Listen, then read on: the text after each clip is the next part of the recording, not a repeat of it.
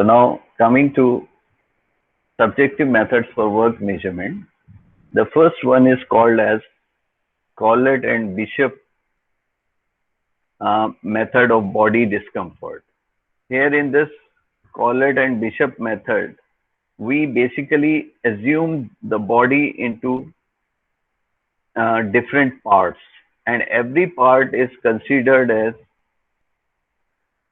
and whenever a person is doing a task, for example, a worker is involved in loading and unloading the bag on his shoulder.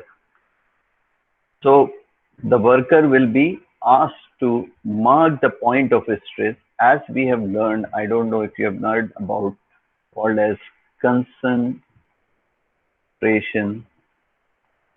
diagram in quality control. In quality control, what happens when, for example, we are the supplier of iron. So in case the persons are reporting a defect on the iron plate, it gets rusted, it gets stick to the clothes. So what you get, what the engineer who is taking the response from the market is doing is he is marking the red points on the surface of the iron, and see after a while that where the most of the errors comes. So that way they can understand the point of error or point of difficulty, and then they can make the specific correction. Similarly, the Borg scale is a kind of a scale where you want the subject to mark the pain, whether he has in neck or in shoulder after doing the task. So you have given a task, or the person is doing a task in the industry, for example, polishing work, sitting on in an odd posture, or punching work, sitting in a very odd posture. It may be floor sitting work, it may be stool sitting work, it may be standing work. Like in lock industry, you go and you can find out the different types of postures. For example, person is sitting like this and working, or person is sitting like this and working, person is standing and working. There are many kind of postures we can observe in the industry. So the person who is working in those kind of postures may be asked to mark the level of discomfort. And as many workers you want to be interviewed, or to be to give the response in terms of the perceived, this is called as perceived discomfort. So using Borg scale, it is a very common still, Collett and Bishop Borg scale, we can know the point of discomfort. It basically gives us point of discomfort. So when we know the point of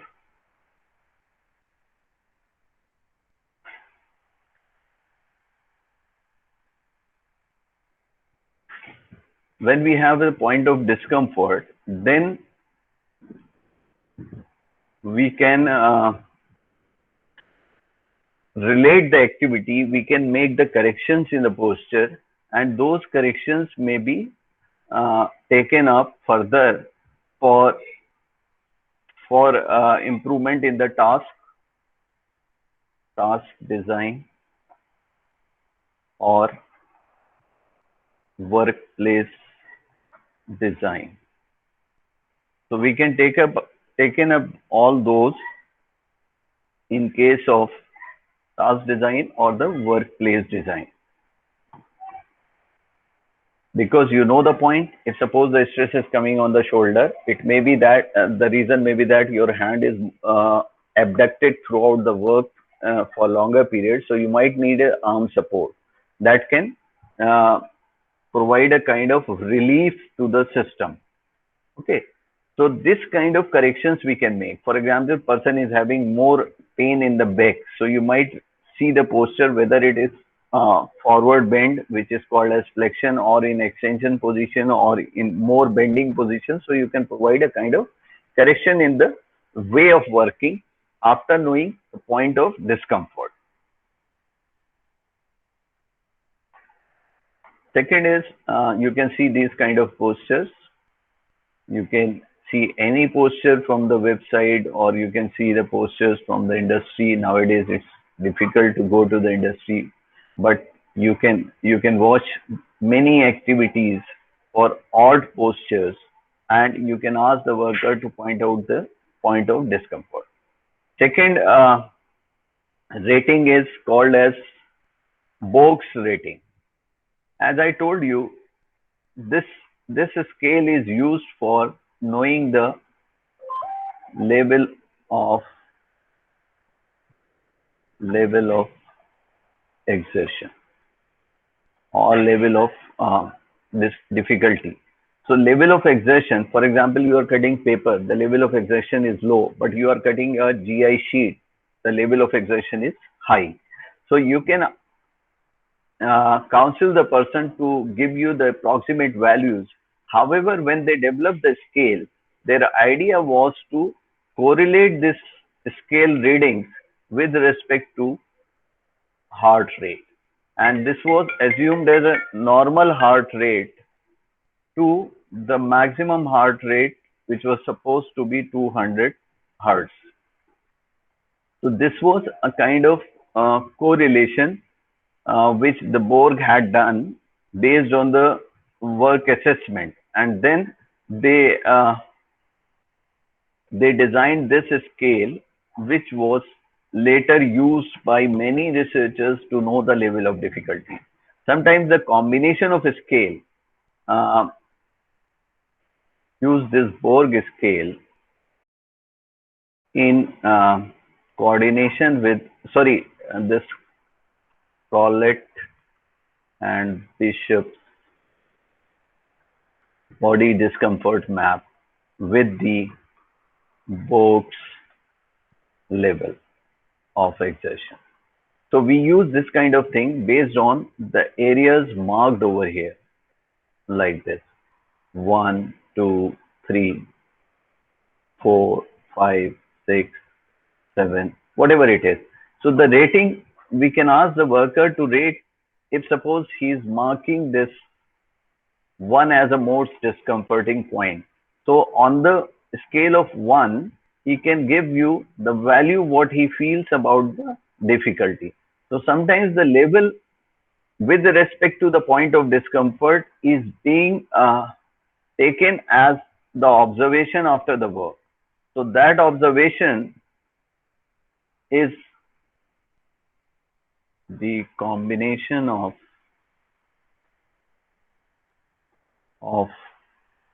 Corlett Bishop map with Borg's rating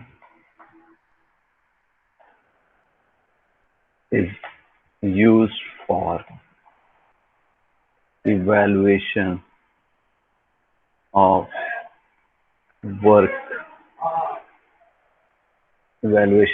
work, or discomfort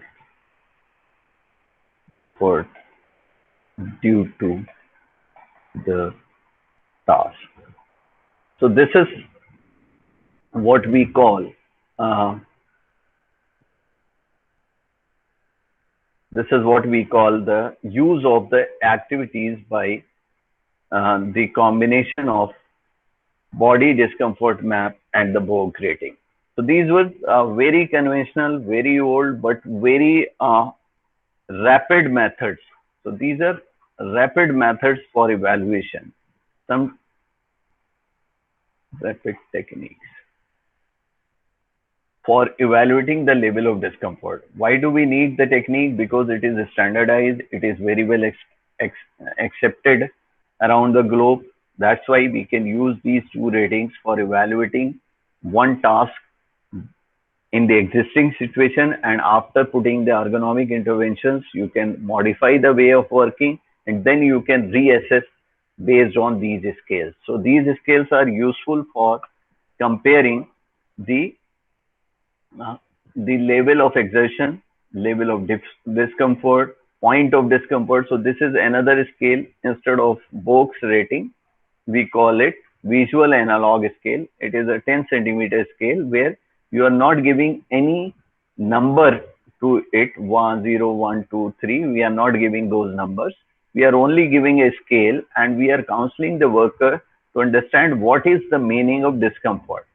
So the meaning of discomfort we described to him as per Karvavsky's and explanation, that numbness, tingling, fatigue, all these things will be considered as the discomfort. The holistic approach is used for explaining the no discomfort level, moderate level, and extreme discomfort level. So when we have an extreme discomfort level, we means that the person is not able to continue the task anymore. That is what we call extreme discomfort level. Moderate means you have started feeling like fatigue or started feeling like discomfort. Your work difficulty is increasing at that particular point. So this is all about what we call visual analog scale.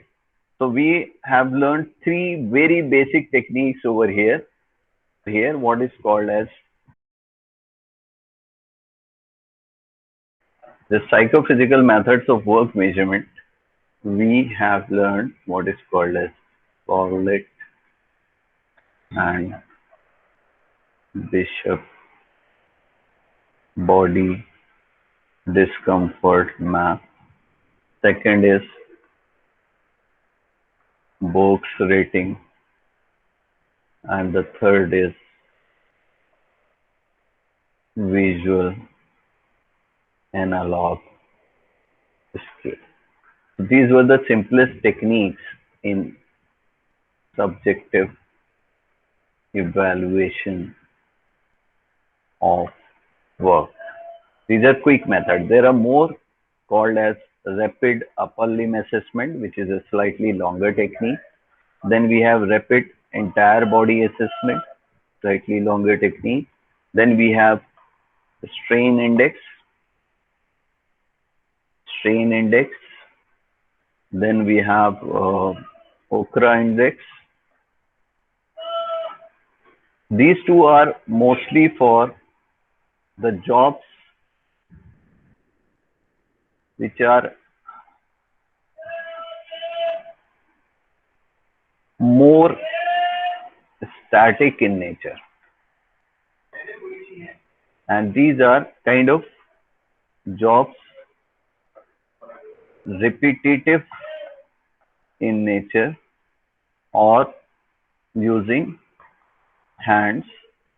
In this case, we are mostly analyzing the posture, but here we are analyzing frequency and load also for this thing. The emphasis is more towards not only the posture, but towards load and frequency also. So frequency of work and the load in the work is also considered for assessing the level of risk involved in the task, level of risk involved in the task with respect to posture, frequency, force,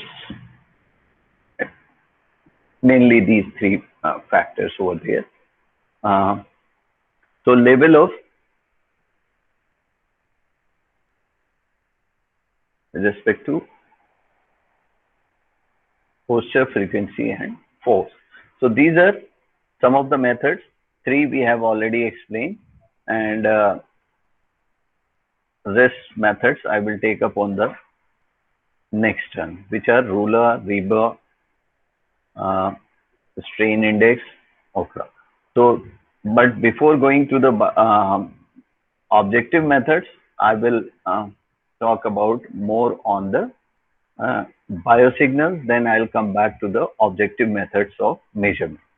So the next step will be to learn about techniques which are more towards evaluating the macroscopically or microscopically the body postures. This is called as rapid upper limb, where more stress is given to the upper body part, and in this case entire body. So in this case, stress is not only to the upper part but also towards the orientation of the leg and stability on the floor of the work. That was all for